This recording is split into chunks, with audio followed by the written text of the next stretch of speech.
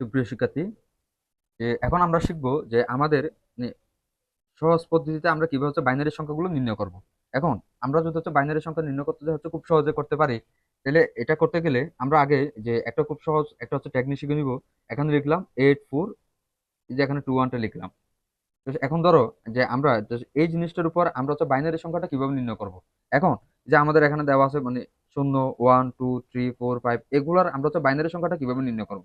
এখন আমরা যদি মনে করো এই যে এখানে 2 এর যদি বাইনারি সংখ্যাটা নির্ণয় করি, তাহলে আগে এই যে এখানে লিখলাম 2, এই সংখ্যাটা 2, এই যে এই জায়গায় এই যে এখানে কত হলো, কত বসানো 1, তাহলে বাকি জায়গায় এই যে আমরা এখানে সেখানে কত বসা দিলাম 0। তাহলে আমাদের যে কনক সংখ্যার এটার আগে যদি আমাদের এখানে 0 মান থাকে, তাহলে এটা গ্রহণ না।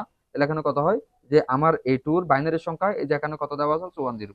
এখন আমরা ধরে নিলাম এই যে আমরা বাইনারি সংখ্যার এই যে এখানে এখানে আমরা 10 এটা বের করব। তাহলে একইভাবে আগে লিখলাম 8 4 2 1, এই সংখ্যাটা লিখলাম। এখন এই যে আমরা এখানে বের করতেছি যে এই যে এখানে 10 এর বাইনারি সংখ্যা, তাহলে এই যে এখান থেকে কোন কোন সংখ্যাগুলো যোগ করলে 10 হয়, একটা 8 আর একটা 2, তাহলে এই জায়গায় 1 লিখলাম, এই জায়গায় আমরা 1 লিখলাম।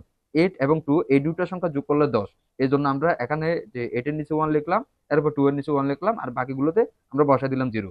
তার মানে এই যে আমার এখানে 10 এর বাইনারি সংখ্যা কত হলো, এই যে এখানে 1 0, এই যে এখানে হচ্ছে 1 0। ঠিক একইভাবে এখন এখন এই যে আমরা এখন যদি মনে করলাম এই যে এখানে কত হচ্ছে 9 এর যদি আমরা বাইনারি সংখ্যা বের করি, তাহলে ঠিক একইভাবে লিখলাম 8 4, এই যে এখানে 2 1। এখন এখন কোন কোন সংখ্যা দুটা এই যে এখানে মানে যোগ করলে 9 হবে, একটা 8 আর একটা 1, তাহলে এটার নিচে আমরা বসালাম 1, আর এটার নিচে হচ্ছে 1 বসালাম, তাহলে বাকিগুলোতে বসে দিলাম 0। তাহলে এই যে আমার এখন হচ্ছে 9 এর আমার বাইনারি সংখ্যা কত হলো, এই যে এখানে 1 0 0 1, এটা আমার বাইনারি সংখ্যা।